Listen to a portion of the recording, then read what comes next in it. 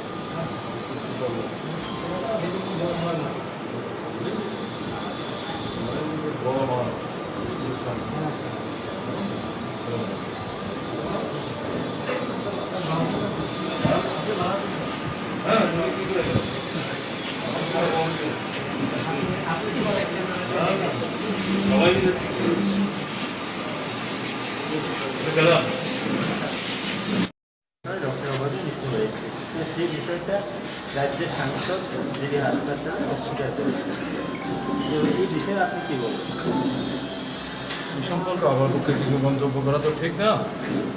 একজন যদি রক্তের অভাবে মারা গিয়ে থাকেন তাহলে এটা হাসপাতাল থেকে জেনে নিতে হবে। আর সাংসদ যদি কিছু বলে থাকেন দায়িত্বটা, এই সম্পর্কে তো আমার মন্তব্য করতে যাওয়াটা মানে অবিবেচনা প্রসূত, সেটা আমি বলতে চাইছি। এদিকে আমার যেটা বলার, আমি যেটা লক্ষ্য করছি, গত প্রায় 1 মাস বা তার চেয়ে বেশি সময় ধরে এই বাড়িটাতে প্রায় প্রতি সপ্তাহে কোনো না কোনো সংগঠন রক্তদান শিবিরের আয়োজন করছে। আহ্বান রাখা হয়েছে যে প্রতি সপ্তাহে অন্তত একটা করে। আমি লক্ষ্য করছি এটা মেনটেইন হচ্ছে। এখন আজকে যারা এখানে রক্ত দিচ্ছে তারা কিন্তু মোহনপুর থেকে এসেছে। প্রশ্ন থাকতেই পারে মোহনপুরে কেন করলো না, করার মতো পরিবেশ নাই। এখানে গণতান্ত্রিক কোনো কর্মকাণ্ডই করতে দিচ্ছে না। মানবিক কল্যাণে উদ্যোগ নিয়ে কিছু সাহায্য করার চেষ্টা করতে গিয়েও আক্রান্ত হয়েছে। কারা এগুলো করছে আপনারা জানেন। এই পরিস্থিতিতে তাদের যে ইনডমিটেবল স্পিরিট আমাদের আটকে রাখতে পারবে না, কমিয়ে রাখতে পারবে না। মানুষের জন্য কিছু করার মানসিকতা নিয়ে আমরা এই সংগঠনের পতাকা হাতে নিয়েছি। এই স্পিরিট নিয়েই কিন্তু ওখানে অসুবিধা হওয়া সত্ত্বেও পকেটের পয়সা খরচ করে আসা যাওয়ার গাড়ি ভাড়া দিয়ে আমি এখানে কথা বললাম, কেউ দোকান চালায়, তার মাধ্যমে পরিবার চালায়, আজকে বন্ধ থাকবে, তারপরে কিন্তু এখানে এসেছে। এটা একটা অসাধারণ ঘটনা। আমি তাদের এই যে স্পিরিটটা, সেটাকে আমি অভিনন্দিত করছি, সালাম জানাই, এবং সবার দিক থেকেই তাদেরকে উৎসাহিত করা দরকার। এবং বিশ্বাস এই ধারা যেটা চলছে এটা অব্যাহত থাকবে। আর রক্তের অভাবে তো সমস্যা তৈরি হচ্ছে, এটা ডাক্তারবাবুরা বলছেন। আপনারা যে প্রশ্ন করলেন এটা ইনকমপ্লিট, আমার কিছু মানে বলাটা সম্ভব না বন্ধ। একটা বিষয় স্যার, 2023 নির্বাচনকে পালনা করে রাজ্যে কিছু আন্তরিক দল মানে সাংগঠনিক মজবুত করতে চাইছে, তো সেই বিষয়টা আপনারা রক্তদান শিল্প এই সমস্ত প্রশ্ন করতে গেলে সিপিআইএমও বিশ্বাস করে। ওখানে গেলে আমি না বলি যে সিপিআইএমের সেক্রেটারি বলবে অথবা বামফ্রন্টের কনভেনার বলবে। রক্তদান শিবিরে রক্তদান, চক্ষুদান, অঙ্গদান, তারপরে এই যে কোভিডের সময় মানুষের সাহায্য করা, এই বিষয় নিয়ে কথা হলে হতে পারে। আমি বললাম আর কোনো রাজনৈতিক প্রশ্ন আমি এখানে বলতে চাই।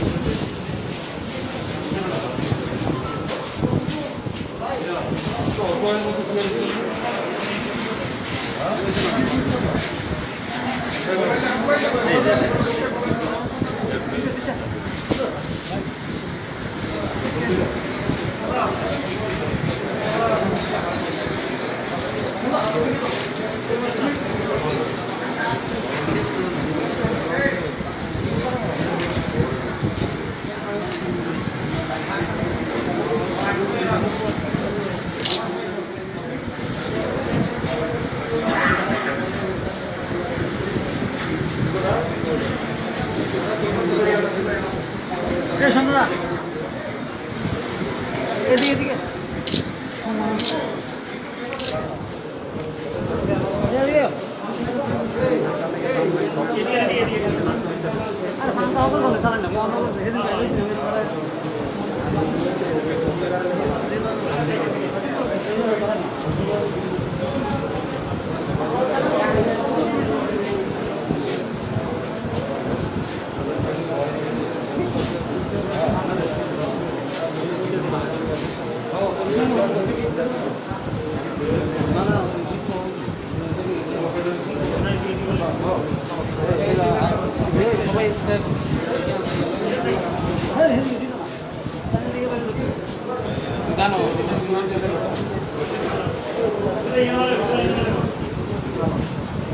মাঝখানে আরেকজন আছে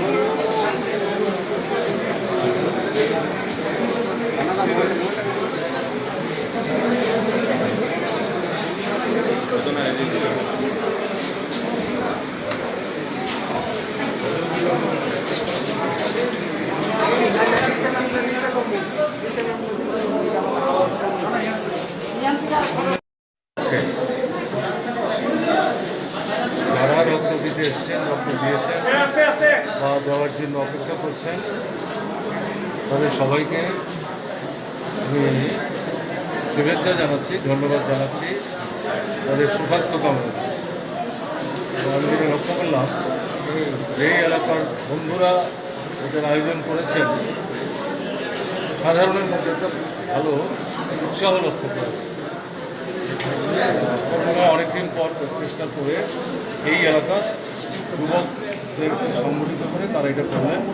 যারাই উদ্যোক্তা তাদেরকে অনুরোধ করব এই ধারাটা যাতে তারা অব্যাহত হয়, এটা প্রয়োজন।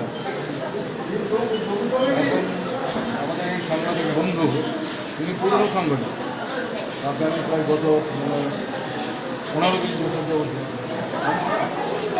ওনার যে প্রশ্ন আপনি জানতে চাইছিলেন,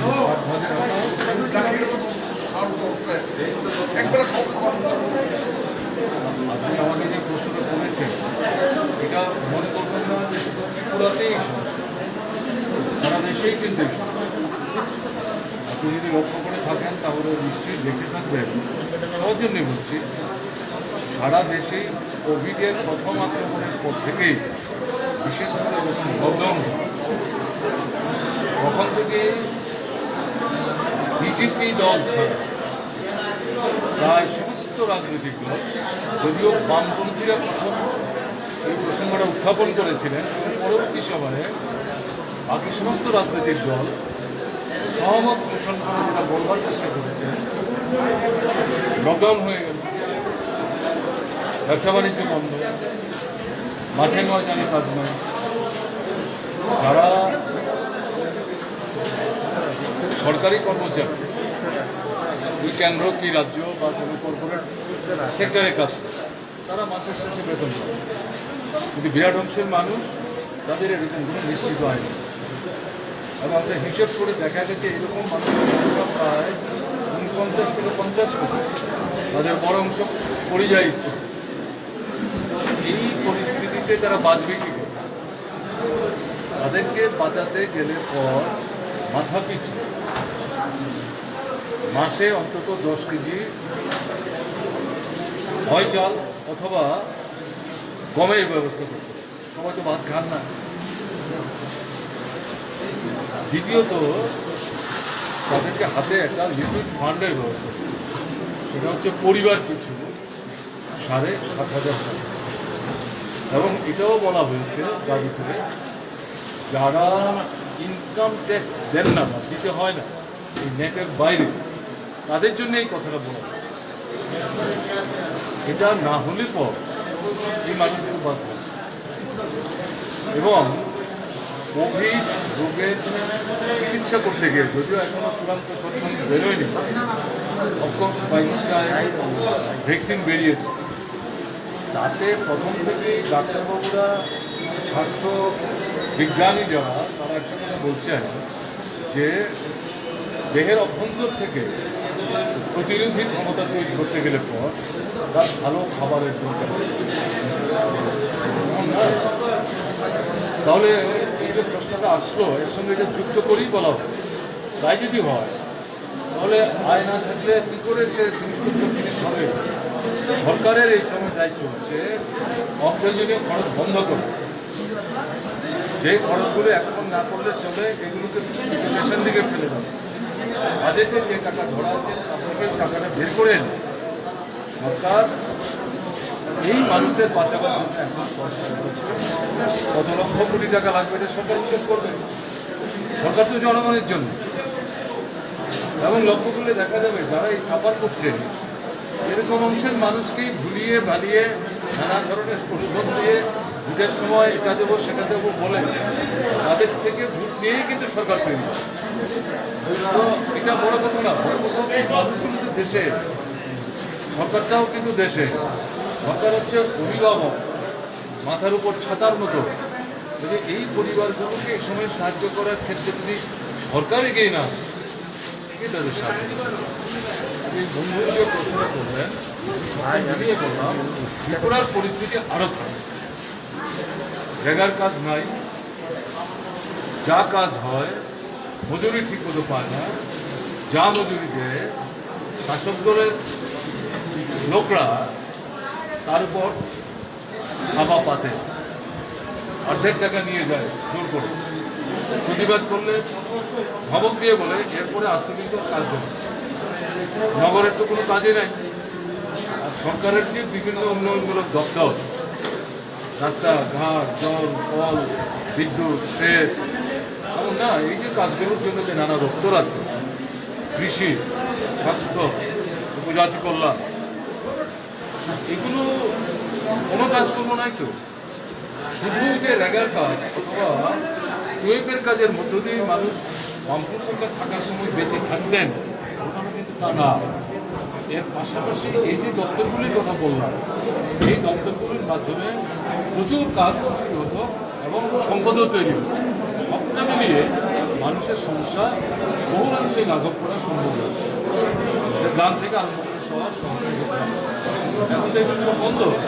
মানুষ বাঁচবেন কি করবো? কিন্তু প্রাসঙ্গিক কথা বলেছে, আমরা এখনও দাবি করছি যে আপনারা কেন এটা করছেন না। সেকেন্ড ওয়েভ চলছে,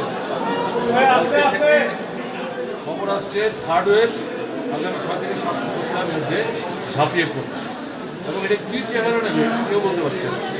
এবং কেউ কেউ বলছে শিশুদের একটু মানে ঝুঁকি বেশি হলেও হতে পারে, যদিও নিশ্চিতভাবে কোনো ডাক্তারবাবুরা বলেনি। এই যে পরিস্থিতি আমাদের রাজ্যে গত প্রায় 1 মাস যাব, কারফিউ বলে না লকডাউন বলে, এটা নামের খারাপ মাত্র। প্রকৃত অর্থে কী হচ্ছে? দোকানপাট ঠিকমতো বসছে না, গাড়ি ঘোড়া ঠিকমতো চলছে না, গ্রামে গঞ্জে কাজ নাই, সাহায্য নাই, কঠিন পরিস্থিতির মধ্যে মানুষ চলে গেছে। আমাদের দাবি সর্বভারতীয় ক্ষেত্রে আমাদের রাজ্যের সরকারের কাছে, বিধানসভার ক্ষেত্রে বলেছি, বাইরে বলেছি, ডেলিগেশন নিয়ে গিয়ে কথা বলতে বলেছে। আজকে যেহেতু আবার আপনারা বললেন, আবারও বলছি যে এই দুটো কাজের এই মুহূর্তে কোনো বিকল্প নেই। ট্যাক্স দেয় না যে পরিবারগুলো, সরকার চাইলেই হিসেব বের করতে পারবে, তাদেরকে 7,500 টাকা অন্তত মাসে, এটা বিরাট অঙ্কের টাকা। আর এরকম যে পরিবার মাথা পিছু 10 কেজি করে চাল, 5 জনের 50 কেজি, কেমন না?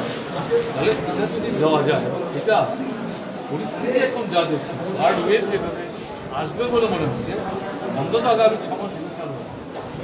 অন্য কাজ স্থগিত থাকুক না, মানুষকে বাঁচানোই তো প্রথম কাজ।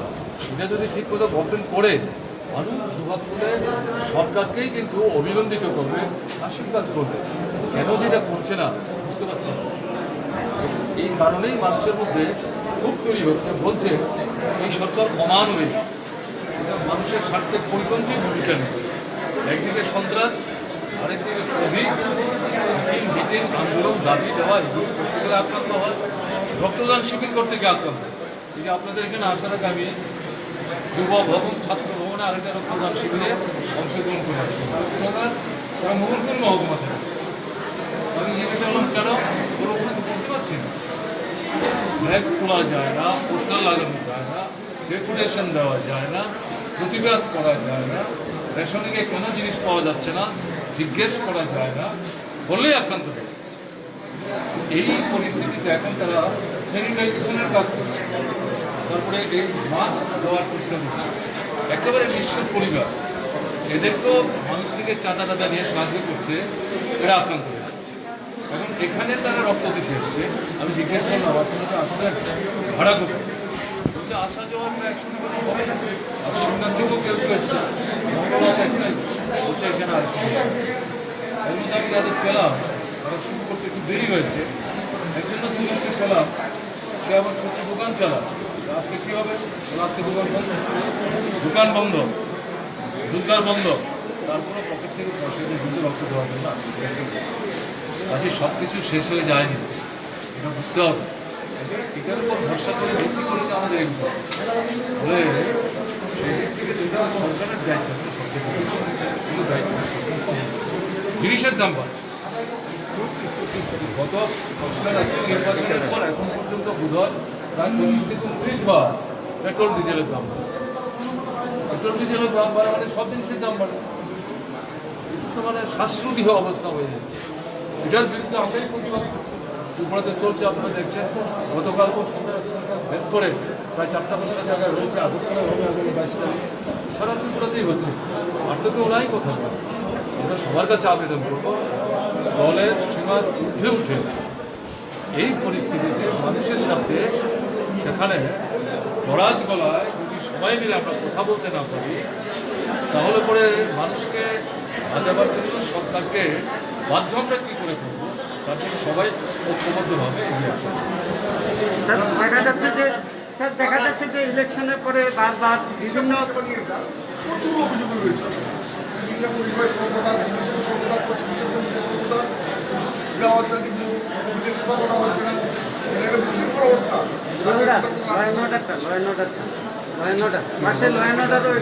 সরকারকে একটা পরামর্শ দিন স্যার।